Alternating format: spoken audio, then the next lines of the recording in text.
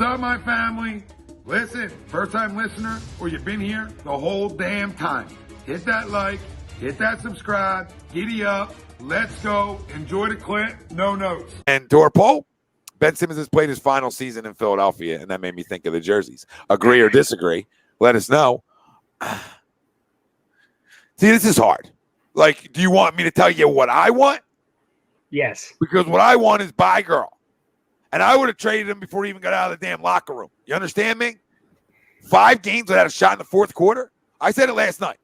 You guys, everybody can tell me about shooting right-handed, shooting left-handed, shooting with your goddamn feet, okay? Shooting with your dick, shooting with whatever you want to shoot with, okay? But at the end of the day, if you don't have heart, I can't help you. Because in the NBA, I known for years, you're either the killer or you get killed. And this man's getting eaten up and chewed up, spit out. And people can tell me, like Magic Johnson, etc., a different place, a new scenery, right, will do wonders for him. Fuck you, okay? Because at the end of the day, it's on him.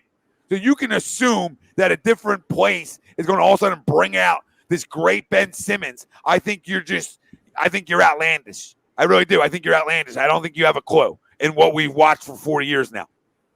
Okay? Because anybody that's watched this for 40 years has watched a regression in his game, a regression in his offensive scoring game.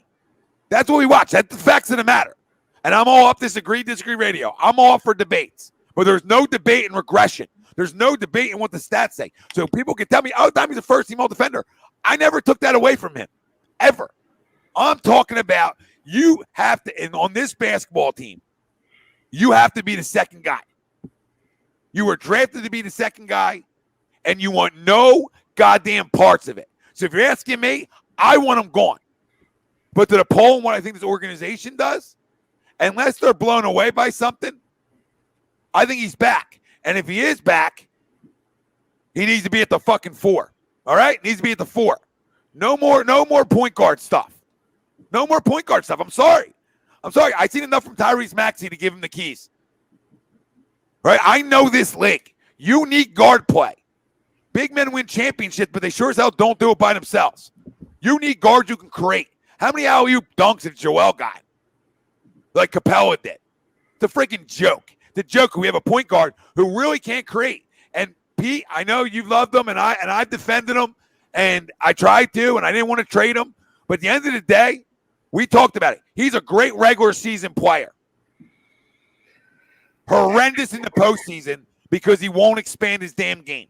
And when you won't expand your game, they're going to clog you up, and it becomes 4-on-5. And then people bitch and moan why Joel is out around the perimeter. It's because you have to freaking create space on the basketball court if it's your first time watching. So then your big man, sorry for the rant, your big man then gets 8 turnovers. Why? Because you're making him get the ball around at the perimeter instead of his back to the basket, right? Because the one guy brings you nothing. Nothing. I agree to the poll. I think he's gone, at least to me. He's played his way out of Philadelphia. I think knowing the guy that Daryl Morey is, he'll make a move, and I can guarantee you he's been on the phone since we got eliminated from the playoffs. Maybe even before.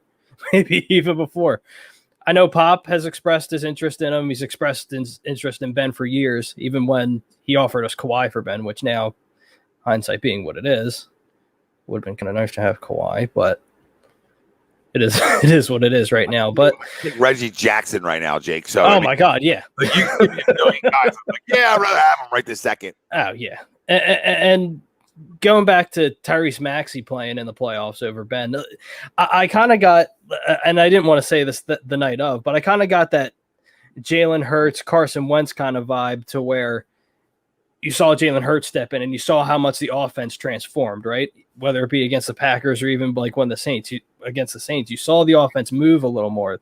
The offense was more fluid. There's more chemistry. You were scoring points. So it's just, to me, it's a no-brainer. He has to go. And I've been saying it for years. Ben Simmons is just a guy to where he's been coddled his entire life. He's been told he's this, he's that.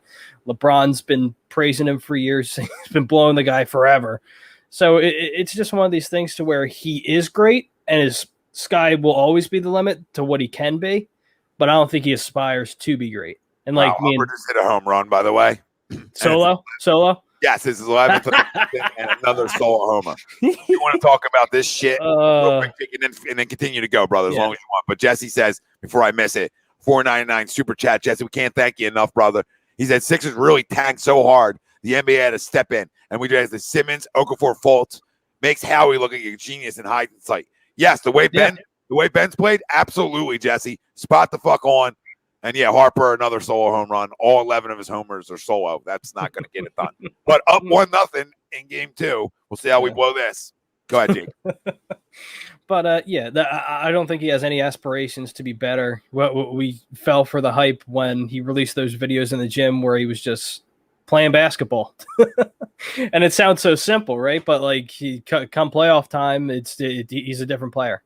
And for whatever that reason is, whether he crumbles under the spotlight or he worries too much about the pressure, maybe it is a mental thing, or maybe he just doesn't care. Maybe it's something as simple as that. Maybe he just doesn't care. He likes the glitz and the glamour, like we talked about before the show started. I think, like you said, Tom, I agree with you, to where he cares more about the glitz and the glamour and being famous than he actually does being potentially a top 5 player in this league if he actually worked at it. Is it Pete? Yep. Is it me? Sorry, Pete. I'm gone for a week, and the world goes to hell in a handbasket. What the fuck? First off, fuck you, Ben Simmons. Why did you do this to me? I was your boy. I had your back. I did the protection. And you do me like this? Fuck you. Fucking ridiculous. His biggest supporter. But I can't fucking support this anymore. You're pussing out of a fucking finals? Are you out of your fucking minds? Like, I can't defend this anymore. I can't. It hurts. It hurts watching this shit from a player I loved. I remember watching draft night when we got the number 1 pick, and I lost my fucking shit thinking we were going to get Ben Simmons. Like, I crazy enough don't think it's his last game in Philly, but I can't watch this anymore. Get him off my fucking team. I don't care. I'll fucking roll with Reggie Jackson at this point. Like, I can't do this anymore. Listen, I understand it. And that's where you should be. Shit hurts, man. And for 2 reasons. One, when you defend and then you get let down, makes it even harder. And that's what people don't understand. So that's what the national media or people that think somewhere else is going to be different. You're talking about, I've said this before, we've actually gave a standing goddamn ovation for a free throw. Mm-hmm. Think about that for a second. Think about what kind of city does that. And then people out there really want to try to put it on us. It has nothing to do with us. Markelle Fultz had nothing to do with us. We gave a guy a standing ovation for shooting. We gave another guy a standing ovation for shooting a free throw. So I'm tired of the narrative about it's us. All right, I don't play for you. I don't play for you. We don't play for you. So whatever narrative they want to spin on us, start looking at max money guys in the mirror. They need, right? Start looking at these guys. Start pointing fingers at these guys for once. But that's not the case. It's who can we blame? So we'll either put it on the fan base, we'll put it on Doc, we'll put it in other places, Joel, Tobias. We'll do all that to deflect. You're never going to win in the postseason with a guy who's flat out reluctant to even attempt shots in a box score. Mm-hmm. Like, you understand what I'm saying? Like, not even just shooting a jumper or shooting a layup. None of it. Nothing. You will never win when a max money guy in the NBA brings you nothing offensively. It's never going to win. No matter how good Joel is. The only way they would win is if Tobias with a 30-point-a-game guy, which he's not. So somebody out there tell me how that's ever going to win. So we're not talking about jump shots anymore. We're just talking about goddamn attempts. A 1-2. A feel the room. And then you come and you shoot like that, like Chrome said, from the line, too. Mm-hmm. And then we're cheering you on. And you're going to talk about it is what it is?